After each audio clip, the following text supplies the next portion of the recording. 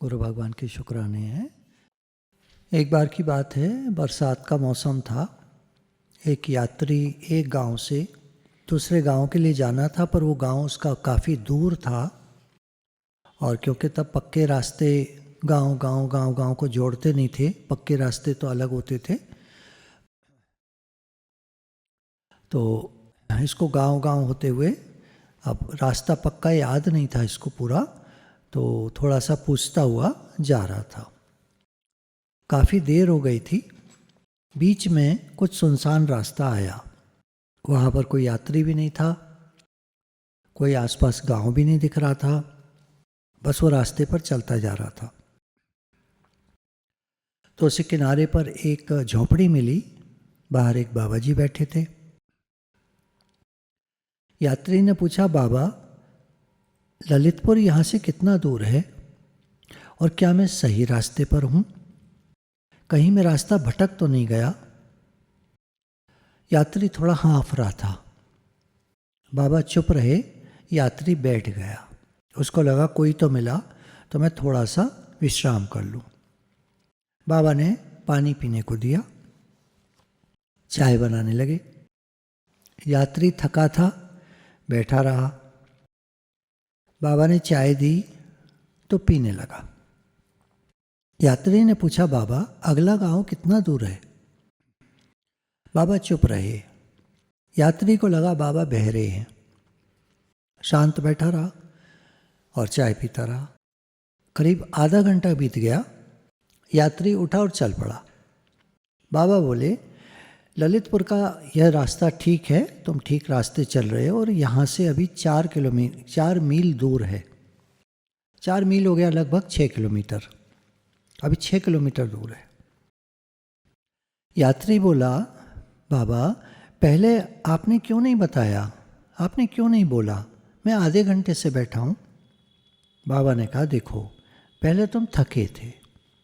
मैं तुम्हें 4 मील बता देता, 6 किलोमीटर अभी और जाना है बता देता, तो शायद तुम हिम्मत हार जाते।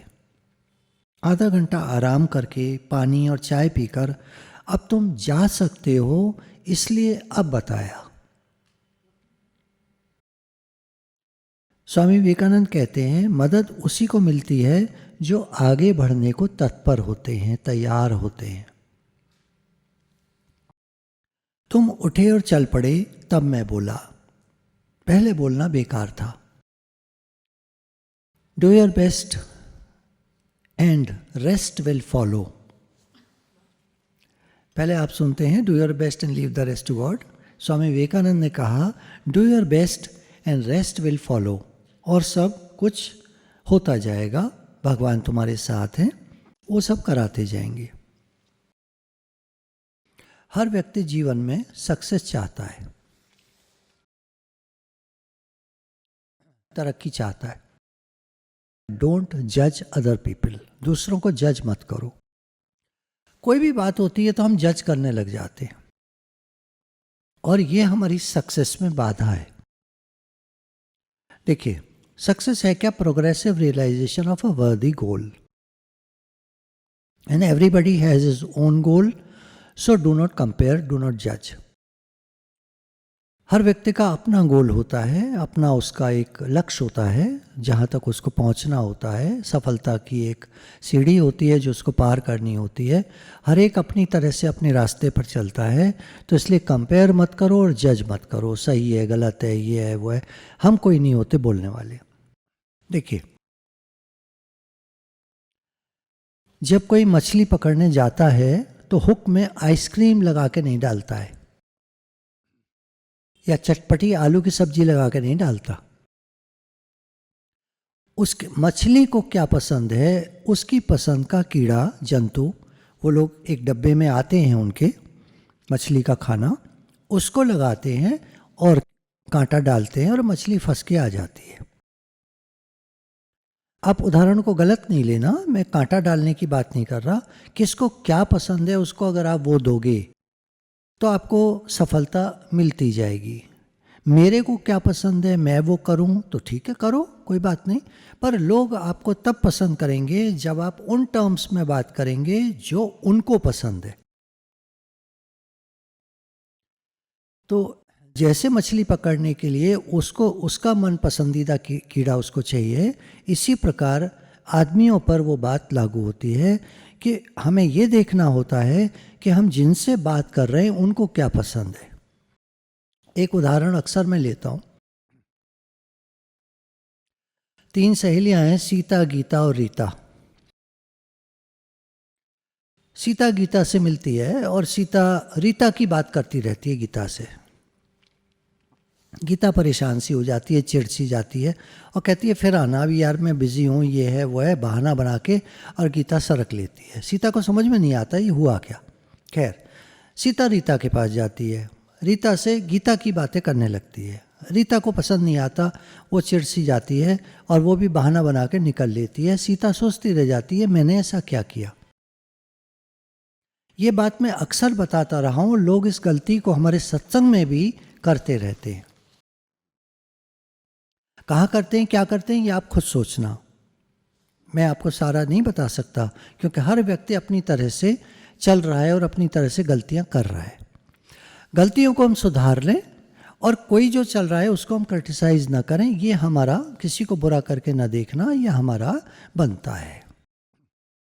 तो ये देखना होता है बात करते समय कि लोगों को क्या पसंद है और हम जिसके साथ होते हैं उसी से उसी की बात करें और उसकी बात पूछें और आपस में डिस्कशन जो होना चाहिए वो हम दोनों का ही होना चाहिए। तीसरा व्यक्ति बीच में कभी आता है तो केवल एक उदाहरण के लिए आता है, बात नहीं करते हैं तीसरे व्यक्ति की। वो ये कहता है उसने ये बताया बड़ा अच्छा है, ये है वो है, मेरे लिए ये किया वो किया, चलो मेरे लिए किया वहाँ तक ठीक है, पर वो ऐसा वो ऐसा वो ऐसा, है ना, उसकी बातें करना वो पसंद नहीं आता किसी को, टाइम वेस्ट है उनके लिए। हमें क्या पसंद है वो हम ही तक सीमित है। हमको क्या पसंद है, हमको आलू की सब्जी पसंद है तो हम आलू की सब्जी खाते, दूसरे को नहीं पसंद है। उसको कोई और सब्जी पसंद है, उसको पनीर पसंद है, हम पनीर नहीं खा सकते क्योंकि हमको हजम नहीं होता। अब हम क्या करें, तो हम वही तो खाएंगे जो हमको पसंद है, जो हमें सूट करता है। ये बात, दूसरे को कोई फर्क नहीं पड़ता कि हमको क्या पसंद है। आपको आलू की सब्जी पसंद होगी पर मछली नहीं खाएगी आलू की सब्जी। हम इंटरेस्टेड होते हैं व्हाट वी वांट, हमें क्या चाहिए इसमें हम इंटरेस्टेड होते हैं। अगर किसी सेल्समैन को माल बेचना होता है तो उसको सिखाया जाता है कि तुम कस्टमर के सामने जब जाओ तो उसके अंदर वो भाव पैदा करो, उसके अंदर उस चीज़ के प्रति अट्रैक्शन पैदा करो, चाहत पैदा करो, उसकी इच्छा पैदा करो कि ये चीज़ आपको देखो चाहिए। हमारे गुरुजी एक मजाक में एक बात कहते थे, बढ़िया सेल्समैन वो है जो गंजे को कंगी बेच दे। कैसे, क्या कहेगा, सर मैं देख पा रहा हूँ कि आपके बाल उगने लगे हैं धीरे धीरे, सर ये हमारी कंघी इतनी बढ़िया है कि धीरे धीरे जब आप इसको करोगे तो आपका स्कल में, आपके सर में ब्लड सर्कुलेशन होगा और आपके बाल उगने लगेंगे सर धीरे धीरे। मतलब ये तो मैं आपको खाली कहकर एक तरीका बता रहा हूँ, ऐसे कर मत देना आप, गंजा लड़ पड़ेगा। बात समझने की है ना, कभी कभी भाव समझा जाता है, शब्दों को मत पकड़िएगा, भाव को पकड़िए।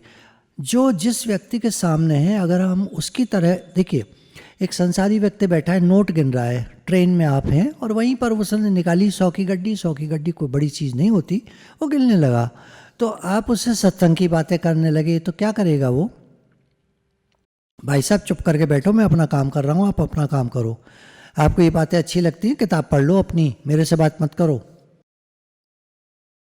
तो सत्संग भी हर एक कोई नहीं सुनना चाहता, हर एक का इंटरेस्ट अलग होता है। हमको देखना पड़ता है कि सामने वाले का क्या इंटरेस्ट है, उसके हिसाब से बात करनी होती है। ये एक लॉजिक है, एक कॉमन सेंस की बात है। So the only way on earth to influence other people is to talk about what they want and show them how to get it. आपको ये देखना पड़ेगा कि सामने वाला क्या चाहता है, आपको उस तरह की बात उसको बतानी पड़ेगी और वो चीज़ को वो कैसे पा सकता है ये रास्ता उसको दिखाइए आप, वो आपको चाहने लगेगा, आपको पसंद करने लगेगा। सत्संग में लोग आते हैं मन की शांति के लिए, खुशी के लिए, और हमको उनको वैराग्य की बात बताने लगे, तुम तो मरने वाले हो, क्या फ़ायदा, ज़्यादा बात करने का फ़ायदा क्या है, हर आदमी मरने वाला है, वो तो है ही मरने वाला, वो तो बताते हैं। पर जो आया है खुशी के लिए कि मुझे कुछ खुशी मिलेगी सत्संग में आके, और हम उसको वैराग की वाणी सुनाने लगे, वो तो भाग जाएगा। देखना पड़ता है कौन सी। मैं खुलेआम कहता हूँ, देखो मंडे मीटिंग की मेरी ये क्लास है, आपको करनी है तो समझो इसमें वैराग की बात नहीं चलती है, इसमें संसार की राइज करने की, या भक्त लोग हैं तो वो अपनी तरह से उठा लें कि हम कैसे आगे बढ़े। बाकी फ्राइडे है, संडे है, उसमें उस तरह की दूसरी तरह की, संडे को गुरु की वाणी चलती है, उसमें वैराग भी आता है। वहाँ मैं लायबिल नहीं हूँ इस बात के लिए कि मैं आपको बढ़िया बातें पॉजिटिव थिंकिंग की सुनाऊँ, कोई ज़बरदस्ती नहीं है, चलती है तो ठीक है। तो हर तरह की पब्लिक होती है अलग अलग, उसको क्या चाहिए वो आपको उनको सुनाएंगे तो वो खुश होंगे। आप उनको वो दो जो वो चाहते हैं, या उनके अंदर चाहत पैदा करो, तो जो आप सुनाना चाहते हो या देना चाहते हो उनके अंदर चाहत पैदा करो, तो आप उनको बेच सकते हो। बेच सकते हो मतलब दे सकते हो, माल बेच सकते हो, आप सेल्समैन हो, दुकानदार हो, सब तरह के लोग हमारे सत्संग में होते हैं। उसके अंदर चाहत पैदा करो कि वो चीज़ ले। ये कहावत आज भी काम करती है, honesty page in the long run. लंबे समय तक चलना है तो ऑनेस्टी से चलो, ईमानदारी से चलो। जल्दी पैसा कमाना है तो बेईमानी से कमाओ और ठप हो जाओ, बैठ जाओ और उस पैसे को रख लो और कुछ भी अच्छा काम डालो, कुछ भी करो। पर ये चीज़ देखिए, कर्म तो बनता ही है ना। सत्संग में बैठकर अगर मैं ये बात बोल रहा हूँ तो साथ में मुझे ये भी बताना पड़ेगा कि जो बेईमानी से पैसा कमा लेते हैं, कर्म तो बन ही जाता है उनका, और कर्म तो भोगना पड़ता है, जैसा करेगा वैसा भरेगा। फिर आगे आता है कि हमेशा कामयाब लोगों का संग करो, पॉजिटिव लोगों का संग करो, नेगेटिव लोगों का संग मत करो, वो हमें भी नेगेटिव कर देगा। देखिए, भगवान के यहाँ ऐसी बात है, पॉजिटिव लोगों की जो बात हो रही है। एक बार एक संत जी थे, एक बार नारद जी घूम रहे थे, भ्रमण कर रहे थे, जैसे होता है दृष्टांतों में बताया जाता है, नारद जी संसार में भ्रमण करने आते हैं कभी कभी। तो कर रहे थे तो उन्हें एक सेठ मिला, सेठ उदास बैठा हुआ था। नारद जी ने कहा, क्या बात है सेठ जी, उदास कैसे हो? तो सेठ जी ने कहा, मेरे कोई बच्चा नहीं है, संतान नहीं है। अच्छा, भगवान से पूछ के आऊँगा, अगली बार बताऊँगा क्या क्या कब होगा क्या है, ठीक है। पहुँचे भगवान के पास, भगवान ने कहा, इसके कोई बेटा लिखा नहीं है, कोई संतान लिखी नहीं है। अच्छा, खैर अगली बार आए उधर, कहा, भाई सेठ जी तुम्हारे तो कोई संतान लिखी नहीं है, क्या करें, क्या कर सकते हैं, लेखा है, लेखा जोखा चलता है भगवान के यहाँ। आपके कर्म कुछ ऐसे रहे पहले कि आपकी संतान नहीं लिखी है, क्या कर सकते थे। सेठ जी उदास। इतने में एक फकड़ी महात्मा शहर के दूर थोड़ा जंगली साइड में, जंगल साइड में रहते थे। उनका मन हुआ आज कुछ खा के आएंगे शहर में, छोटा शहर था। बाबा जी चल पड़े और आवाज़ लगाते हुए, एक रोटी एक बेटा, दो रोटी दो बेटा, तीन रोटी तीन बेटा, चार रोटी चार बेटा, पांच रोटी पांच बेटा, ऐसे आवाज़ लगाते हुए जा रहे थे कि सुनी अनसुनी लोग हंसने लगे, पागल है ऐसे करके। सेठ जी ने सुन लिया। सेठ जी ने, बाबा बाबा इधर आओ, बाबा क्या कह रहे हो आप? बोले, एक रोटी एक बेटा, दो रोटी दो बेटा, हमको आज भोजन कराओ। सेठ जी ने कहा, बैठिए महाराज बैठिए। अब सेठ जी जो है पत्नी से कह करके जो बढ़िया उनके यहाँ सब्जी बनी हुई थी वो ला कर परोस दी, और एक रोटी गरम गरम और दूसरी रोटी गरम गरम और तीसरी और चौथी और पांचवी, और बाबा जी खा गए 5 रोटी। बढ़िया रोटी, खूब अच्छी, मतलब ये नहीं कि पतली पतली, वैसी थोड़ी अच्छी हेवी रोटी, ताकि उनका पेट भर जाए। बाबा जी ने पेट भर के खाया, डकार ली। तो सेठ जी ने कहा, बाबा जी आप कुछ कह रहे थे पहले, कुछ अच्छा? हाँ हाँ हाँ कह रहे थे, 5 रोटी 5 बेटा, और निकल गए। समय के साथ सेठानी के बच्चे होते गए और 5 बेटे हुए उनके। करीब 10 साल बाद नारद जी घूमते हुए उधर से निकले तो देखा सेठ जी के आंगन में तो बच्चे खेल रहे। एक बच्चा छोटा है, माँ की गोदी में है। बोले अरे ये क्या भैया, सेठ जी कहाँ से ले आए बच्चे? बोले कहाँ से ले आए, क्या मतलब? हमारे हैं, आपके हैं, भगवान के हैं, कैसे भी कह लो। है नारद जी। नारद जी चौंक गए। नहीं नहीं नहीं सेठ जी, तुम्हारे तो लिखा ही नहीं था बेटा। बोले पता नहीं भैया, हमें नहीं मालूम, एक महात्मा जी आए थे, ऐसे ऐसे हुआ था। अब नारद जी पहुँचे भगवान के पास। भगवान ये क्या है? भगवान ने कहा देखो भाई, लिखा नहीं था उसके, मैंने तुमको बताया था लिखा नहीं है। मैंने ये तो नहीं कहा था कि हो ही नहीं सकता उसके। भाई महात्मा लोग हैं, उनकी मर्जी आती है, कुछ भी कर सकते हैं। भाई मेरे भक्त हैं, और भक्त मेरे मुकुटमणि, वो जैसा कहते हैं मैं वैसा करता हूँ, भक्तों के पीछे पीछे मैं चलता हूँ। ये भागवत जी में आता है, भगवान ने एक जगह कहा है कि अपने भक्तों के पीछे पीछे मैं चलता हूँ ताकि उनके चरणों की धूल उड़कर मेरे माथे से लगे। इतनी बात कह दी भगवान ने। हे नाथ हे नाथ हे नाथ, क्या कह दिया भगवान ने। The highest positivity. भगवान सर्वसमर्थ है और उनके भक्त भी सर्वसमर्थ है।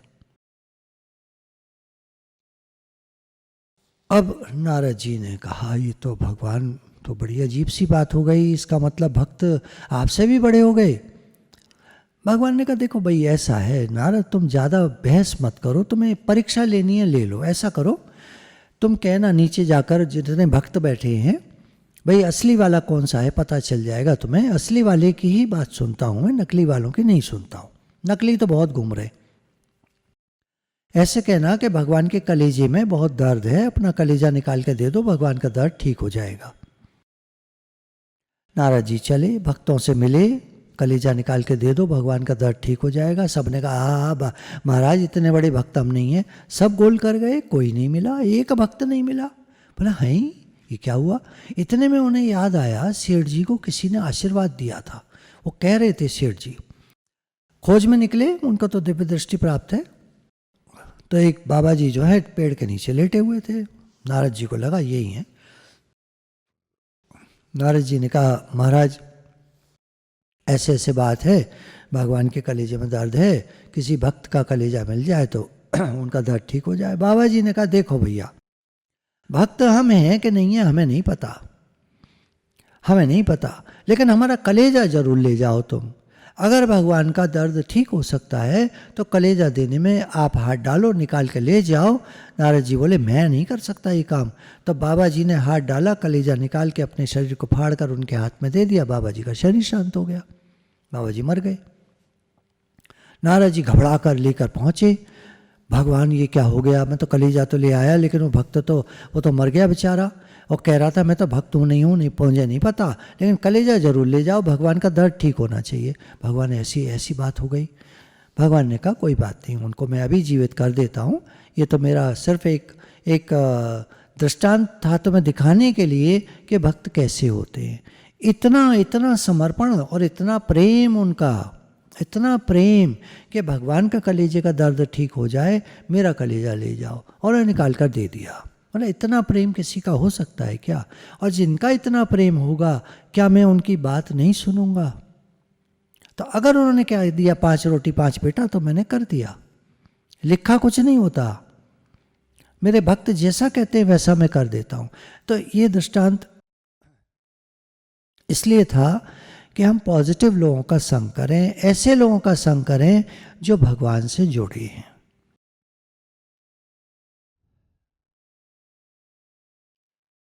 जो संसार में रचे पचे हैं, दुखी हैं, परेशान हैं। दुखी व्यक्ति आपको कैसे सुखी कर देगा? हम किसी दुखी व्यक्ति से राय लेते हैं भैया हम सुखी हो जाएं, या हम उन लोगों से राय लेते हैं जिनको सक्सेस अभी मिली नहीं है।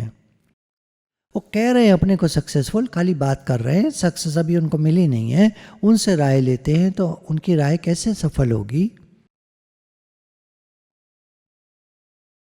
इसलिए कहा पॉजिटिव लोगों का संग करो। अब एक बात चली कि ईमानदारी से काम करो, पर साथ में कॉमन सेंस भी होना चाहिए। ईमानदारी का मतलब ये नहीं होता आप सीधे व्यक्ति बन जाएं।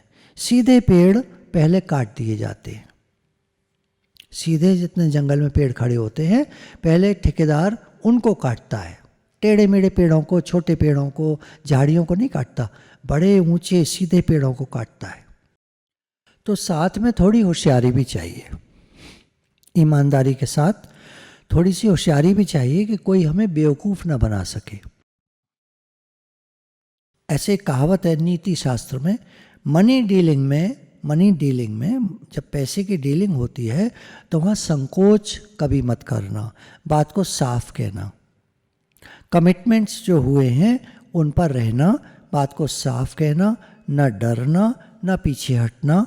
पैसे की बात में संकोच मत करना, संकोच करोगे तो आपका नुकसान हो जाएगा। जो बात है वो बात है। मनी डीलिंग्स में, ट्रांजैक्शंस में संकोच नहीं किया जाता है।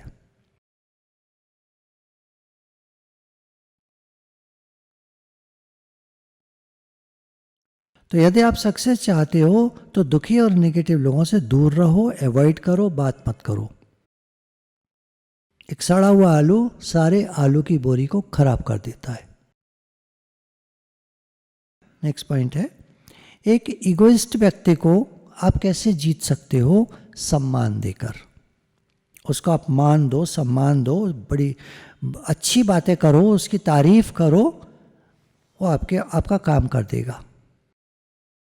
एक सच्चे समझदार इंसान को आप कैसे जीत सकते हो? सच बोलकर, ईमानदारी से। आपको पता है ये ईमानदार और सच्चा इंसान है, आप ईमानदारी से और सच बोलकर बात करो, आपका काम हो जाएगा। आप झूठ से नहीं करा पाओगे काम। हाँ, जो मैं कह रहा था कि मॉनेटरी डीलिंग्स में शाइनेस या संकोच नहीं चलता है, उसी के साथ ये भी है, acquire knowledge. To acquire knowledge आप शाइनेस नहीं कर सकते। अगर आपको कोई टीचर हैं, कोई मेंटर हैं, कोई आपके सुपीरियर कोई हैं, आपके बॉस हैं, आप वहाँ झिझकोगे, शर्माओगे, संकोच करोगे तो आप रह जाओगे। नॉलेज एक्वायर करने के लिए, नॉलेज गेन करने के लिए, नॉलेज हासिल करने के लिए, प्राप्त करने के लिए संकोच नहीं करते। आप आगे बढ़ो और ज्ञान प्राप्त करो। खाने में संकोच करोगे तो आप बढ़िया नहीं खा पाओगे। अब डीलिंग विद पीपल में एक बात तो हमने पहले वो कही थी कि जो आप जिसके सामने हो, जिससे बात कर रहे हो, उसके टर्म्स में बात करो तो आपको सक्सेस मिलेगी। आप अपनी तरह की बातें करोगे तो आप सक्सेस नहीं पा सकोगे। उसके टर्म्स में, वो क्या चाहता है, उसको क्या पसंद है। एक बार बताया था आपको कि एक मैनेजर से एक व्यक्ति मिलने गया, कुछ काम कराना था। मैनेजर ने कह दिया मेरे पास टाइम नहीं है। उसने पता किया सेक्रेटरी से मैनेजर को क्या पसंद है, तो सेक्रेटरी ने बताया इनको खुद तो कुछ नहीं पसंद है, इनके बेटे को स्टैम्प्स बहुत पसंद है, अलग अलग कंट्रीज़ की वो जमा करता है। अब ये गया और इकट्ठी करी चारों तरफ से बढ़िया बढ़िया स्टैम्प्स। कुछ उसके ऑफिसेज में जान पहचान थी, जहाँ इंटरनेशनल डाक आया करती थी, वहाँ से टिकट इकट्ठी करके, और जब पहुँचा उनके मैनेजर के पास तो मैनेजर इतना खुश हो गया देखकर कि सारा काम कर दिया उस व्यक्ति का। अब आती हैं और कुछ बातें डीलिंग विद पीपल। हमको लोगों से इंटरेक्ट करना पड़ता है, जेंट्स लोगों के और यंग लोगों के बहुत काम की चीज़ है। डीलिंग विद पीपल अक्सर लोग थोड़ा गड़बड़ा जाते हैं। डीलिंग में लोगों से, अलग अलग तरह के लोगों से, एक तो थोड़ा सा कम बोलना चाहिए। सामने वाला ज़्यादा बोले तो बढ़िया।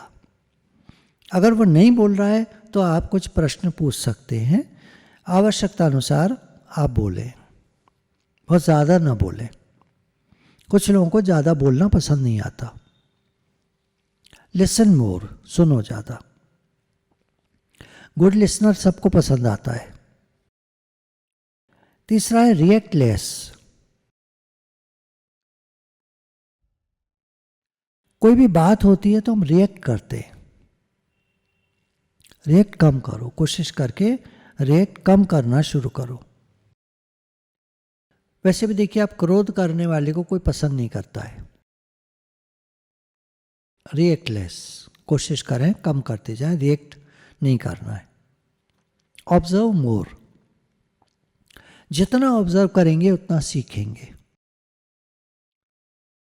फिर एक पॉइंट आता है, डू नॉट प्रोक्रेस्टिनेट, काम को टालो मत। अभी कल ही कोई बता रहे थे कि उनको एक बहुत बड़ी डॉक्टर से मिलना हुआ, तो कुछ बात कर रहे थे ये, तो कुछ टालने पर बात चली कि बच्चा जिसको दिखा रहे थे कि काम को टालने की आदत है, तो उन डॉक्टर ने वो बच्चे को बताया, बड़ा बच्चा मतलब 15-16 साल का लड़का, तो उसको बताया कि बेटा मेरी एक आदत थी, जब मैं कॉलेज में था अपनी डिग्री के लिए पढ़ रहा था, तो मैंने एक आदत बना ली थी कि मैं रोज़ की पढ़ाई रोज़ करता था, जो भी काम मेरे सामने आता था उसको मैं तुरंत करता था, मैं टालता नहीं था किसी चीज़ को, ना तो पढ़ाई को ना किसी काम को। और उसके बाद उन्होंने कहा कि मेरी सफलता का यही राज है कि मैं कभी काम को टालता नहीं हूँ। तो कहीं भी आप हैं, वो तो एक डॉक्टर ने देखिए अचानक क्या, पिता गए थे दिखाने के लिए और उन्होंने क्या राय दे दी, अपने जीवन की एक बात बता दी, कितनी महत्वपूर्ण बात है। तो किताबों में ये लिखा है जो हम लोग पढ़ते हैं कि काम को टालना नहीं चाहिए, डू नॉट प्रोक्रेस्टिनेट। टालने की आदत बहुत ख़राब होती है, तुरंत करो काम को जो आपके सामने। देखिए कोई काम तो आप कहेंगे अब हर काम को तुरंत करें, हर काम को नहीं तो 80% काम तो आप तुरंत करो। कुछ काम ऐसे होते हैं जो चलो टाल के चल जाएगा, वैसे नेचर बढ़िया वही है उस व्यक्ति की जो हर काम को समय पर कर देता है। फिर हम खुश होना चाहते हैं, एक बच्चे से पूछो तुम कब खुश होगे, तो कहता है बड़ा होकर। लेकिन बड़ा बड़ा बड़ा और बड़ा बुढ़ा हो जाता है आदमी, खुश तो कभी होता नहीं। Make a habit of being happy in the now, इस समय में खुश होने की आदत बना लें हम। कल तो बीत गया, जाने दो, और कल का क्या पता, इसलिए अभी में खुश हो जाओ। एक एक्टिविटी है, कल्पना कर लीजिए आप एक शीशे के सामने खड़े हो जाइए और अपने माइंड से कहिए मुझे अपने बारे में सच्चाई बताओ। दिमाग कह रहा होगा क्यों, तुम ठीक तो हो। आप दिमाग को कोई घटनाक्रम बताएं कि अभी कुछ समय पहले या पीछे कुछ दिनों में कुछ झगड़ा हुआ जिसमें कहा गया था तुम गलत हो, उसके बारे में कुछ बताओ। तो दिमाग कहेगा कि तुम सही हो, इतनी सी बात को इतना बड़ा मत करो, या उसकी गलती थी, मेरी गलती नहीं थी। क्या हम अपने मन, अपने दिमाग को सही सही ज्ञान सुना सकते हैं कि ऐसा नहीं है कि हमेशा मैं ही सही होता हूं, सामने वाले भी अक्सर सही होते और हम उनकी बात मानते नहीं हैं। इसके बाद आता है develop an attitude of gratitude, शुक्राना मानने की आदत डालें। भगवान का, गुरुजनों का जिनसे कुछ भी सीखा, माता पिता का, देवी देवताओं का जिनसे हमको सब कुछ मिलता है, भाई बहन, बंधु सखा, जो भी हमारे फ्रेंड्स हैं, हमारा रिलेशंस का सर्कल है, सभी का शुक्राना, सभी का शुक्राना। सभी से कुछ न कुछ मिला या सीखा या उन्होंने सेवा का मौका दिया, सभी का धन्यवाद। सभी के लिए शुद्ध भाव भेजें। Send vibrations of blessings, love and peace. हे प्रभु, हे भगवान, सबका भला हो, सबका भला हो, सबको शांति मिले, सत्संग मिले, आपका प्रेम मिले, आपकी कृपा सभी को मिले, सभी निरोग हों, स्वस्थ हों, सुखी हों। ये हम भाव छोड़ रहे हैं जो लौटकर हम ही को मिलता है। और क्योंकि हम ये वाइब्रेशन छोड़ रहे हैं तो दूर तक जाते हैं, पूरी दुनिया में ट्रैवल करते हैं हमारे भाव। सबके लिए शुद्ध भाव, सबका भला हो, सबका भला हो, सबके मन को शांति मिले, प्रेम सबके अंदर आए, भगवान से प्रेम करें, सब हम आपस में, सब हम सब भगवान के बच्चे हैं, हम सब एक हैं, तो सबके प्रति प्रेम का भाव। करना कुछ नहीं है इसमें, करना कुछ नहीं होता है, प्रेम का भाव रखना होता है सबके लिए। वो आपका भाव काम करेगा। आप करने चलोगे प्रेम तो हो सकता है कभी दिक्कत हो जाए, गड़बड़ हो जाए, उल्टा पड़ जाए, है ना, चक्कर में पड़ जाओ, कहीं फंस जाओ। बच्चों के लिए बहुत समझने की बात है। जब कहा जाता है सेंड वाइब्रेशंस ऑफ लव, तो वो सोचते हैं हम क्या लोगों से प्यार करें, करोगे तो फंस जाओगे, चक्कर पड़ जाएगा। बात को पूरा समझना है। वाइब्रेशंस, हमारे अंदर प्रेम का भाव हो सबके प्रति, भगवान सबका भला हो, मेरा सबके प्रति प्रेम है, ये हमारा भाव है। इसमें करेंगे कुछ नहीं, वो अपने आप होएगा जो भी होना होगा। आप बोलेंगे क्यों करेंगे कुछ नहीं, तो फिर वो अपने आप होएगा जो भी होएगा, और वो भगवान कराएंगे और भगवान सही कराएंगे, और हम करने चलेंगे तो फंस जाएंगे, दिक्कत हो जाती है। फिर सबके लिए शुद्ध भाव भेजे। फिर उसके बाद है लगातार, सक्सेस के पॉइंट्स हैं सारे। लगातार ज्ञान प्राप्त करने का कार्यक्रम बनाएं। सत्संग, स्वाध्याय, पढ़ना लिखना, अध्ययन, कुछ पढ़ते लिखते रहना, कुछ अच्छी किताबें। अभी एक अच्छी किताब मुझे आज ही मिली है एथिक्स के ऊपर। एथिक्स होता है नीति, मॉरल्स। इसमें से मैं अभी आपको 1-2 पॉइंट्स बताता हूँ। तो लगातार ज्ञान प्राप्त करने का कार्यक्रम बनाएं। सत्संग, स्वाध्याय, अध्ययन, अपने चरित्र को निखारना, अपने कैरेक्टर को संवारना। हम सब कहते हैं हम सब शुद्ध हैं, हम सब साफ सुथरे हैं, लेकिन अंदर के किसी कोने में आवाज़ आ रही होती है, नहीं तुम्हारे अंदर एक गलत बात है। तो अपने चरित्र को लगातार निखारना है, लगातार। कुछ कमियां हम सब में होती हैं, एक कमी तो होती है हर एक में, उसको निखारना है, ठीक करना है। सत्संग के द्वारा हमारा जीवन निर्माण होता है, शक्ति बढ़ती है, आत्म अनुशासन आता है, सेल्फ डिसिप्लिन बहुत ज़रूरी है। जो राइज करना चाहते हैं, सक्सेस, सफलता प्राप्त करना चाहते हैं, सेल्फ डिसिप्लिन बहुत ज़रूरी है। और जिनके जीवन में ये होता है वो धीरे धीरे धीरे धीरे बढ़ते ही चले जाते हैं। सेल्फ डिसिप्लिन आपके अंदर बहुत पावर लाता है, शक्ति लाता है।